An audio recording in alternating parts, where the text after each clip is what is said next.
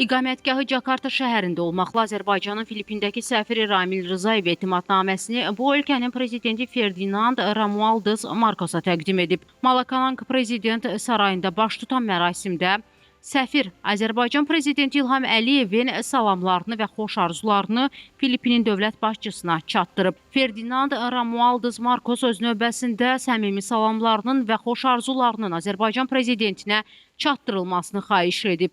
Səfir Ramil Rzayev Azərbaycanın Filippin ilə dostluq münasibətlərinə yüksək dəyər verdiyini qeyd edib. Gələn il iki ölkə arasında diplomatik münasibətlərin qurulmasının 35-ci il dönümünün qeyd olunacağını vurğulayan diplomat bildirib ki, ticarət, investisiya, təhsil və mədəni mübadilə sahələrində əməkdaşlığın dərinləşdirilməsi üçün geniş imkanlar mövcuddur.